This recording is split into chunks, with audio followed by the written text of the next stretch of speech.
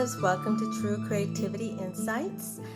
I hope you're doing well. I hope you're staying creative and finding little ways to have an art practice in your daily routine, even if that's a couple of days a week or on the weekends. So in this episode, I wanted to share with you some of my discoveries during all the years of immersing myself in the creative process and making art for myself as well as to sell. For many of you know that originally I was trained as a graphic designer, which is a very different mindset than making art for yourself or making art for a gallery. It's a very different mindset, even though it's very creative. As a graphic designer, whether it's a graphic designer, interior designer, or other creative professions that actually require you to create for a specific project by the client, there's parameters around that. It's a very different process. So I'm going to specifically talk about making art for yourself, because that's basically how I started out. I started creating art as with the intention of exploring mixed media, because mixed media had been fairly new to me, and that I originally was painting in oils and doing traditional art. So I had the intention of, I'm just going to explore this medium and then see where it goes. I didn't have the intention of, I'm going to create a body of work, even though it led to that. I didn't have the intention of, I'm going to create art to sell or get accepted into an art show. It was just basically exploring not only the medium, but exploring my own internal process as an artist. So one of the things that I discovered throughout the years is that some of the most difficult things and challenges in the creative process is very much similar to some of the stuff that we face in other aspects of our life. So what I found was that I was naturally practicing some principles, some spiritual principles, even therapeutic principles that I had actually been using with my clients as a therapist, just naturally putting them into practice during the creative process. So I'm going to go into detail about that. So for example, when I started out exploring, creating work on mixed media, and I wasn't sure what I was doing. I was just playing with different materials.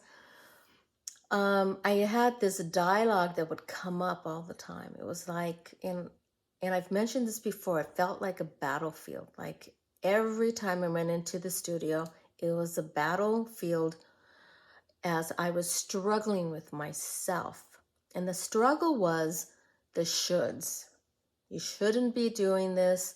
You think you're an artist, but you're really just playing and wasting time. It was like this negative self-judgment that I would face in the studio. And a part of me realized that really wasn't true, that I really didn't want to listen to those self-judgments or those, voices that were telling me you shouldn't be wasting your time doing art.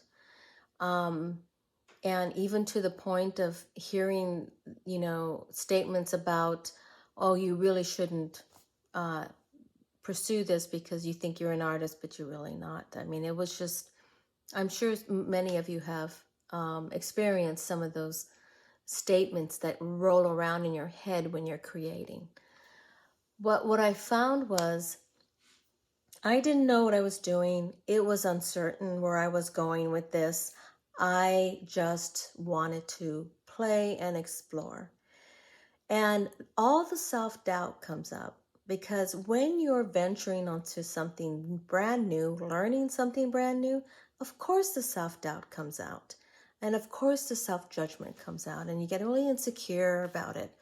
So what I put into place was, I'm just going to practice being with what is in the moment, even though, and that means not knowing how to use the medium, not knowing how to apply the texture, not knowing how the texture is going to come out. What if I put modeling paste over collage? Is that going to be weird? I don't know what that's going to look like. There is a lot of uncertainty around. I'm not sure the decisions I'm making in terms of placement, in terms of color, in terms of composition. I don't know if that's going to work out. So there was a lot of uncertainty that was going on. And because of that, I felt very uncomfortable, very inadequate. I struggled with that, but I kept moving forward. And what kept me moving forward is that I surrendered to being present in the moment. And that meant fully mindful of just what am I doing on the canvas or the art panel, being present with the paint, the materials. I'm not trying to listen to what's going on in my head. I'm actually trying to turn down the volume. It's not that those voices get turned off entirely and completely. I just turn the volume down so that they don't dominate or control me or dictate, okay, well, you're right, maybe I should just give this up. And then I totally give everything up and I stop creating art. There was a part of me that felt like I really need to do this. I've been waiting years to do this. It is time for me to do this. And that's part of what made me keep going. But some of the principles that I practice, like being present, practicing self-compassion for myself for being a beginner, practicing self-compassion about not knowing and being okay with that, and giving myself the space to learn and grow from where I was at. There's a certain amount of, and a lot of this is spiritual practices, it's acceptance. Accepting the imperfection of not knowing, being a beginner, being clumsy, being messy. It was stuff like that that helped me actually start to build a resilience with the uncomfortableness of the frustration in the creative process. So when I get frustrated or I hate what's happening on the canvas, hate what's happening on my art piece, I know now just to practice the self-compassion, practice acceptance of what is,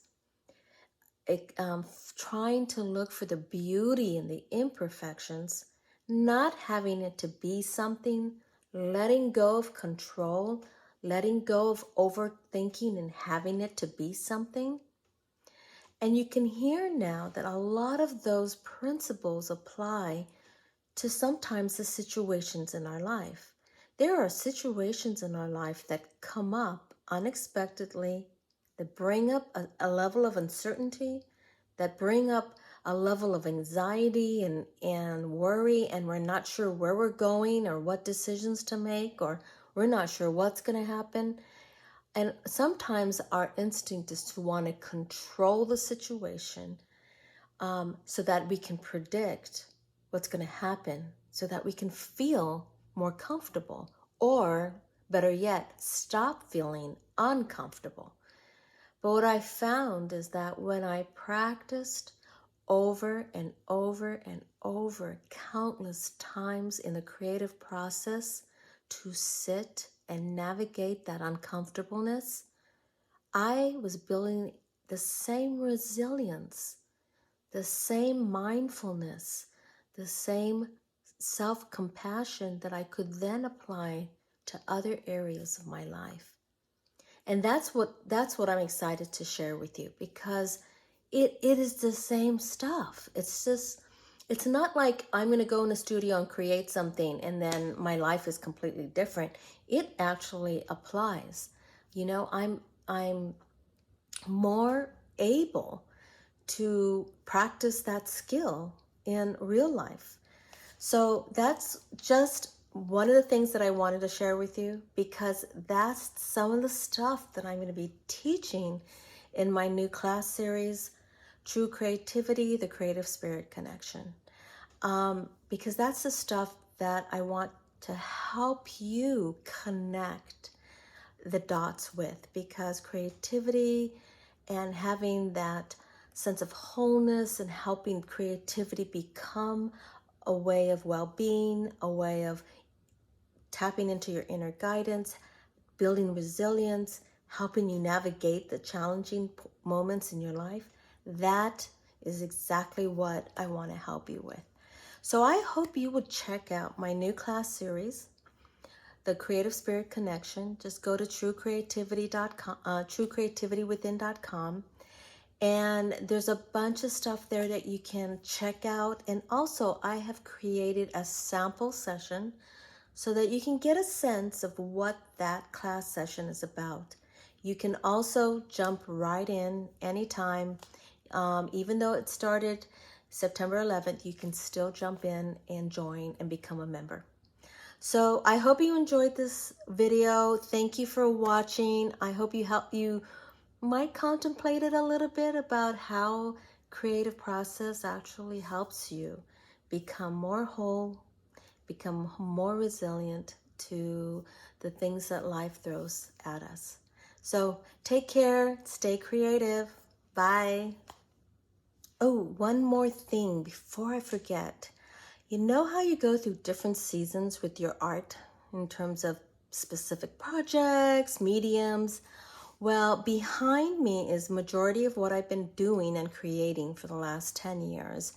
And lately, I've kind of moved away from that, and I'm working on these little books, these little artist books. They're handmade, and they're just so much fun to make, but there's something about it that is calling me to explore it and kind of really check it out and really dive into it. And there's something intriguing about these little books that I'm making. So I'm going to share a few of these books that I've created in the last year or so. So I hope you enjoy it. Thanks for watching. I'll see you soon. Bye.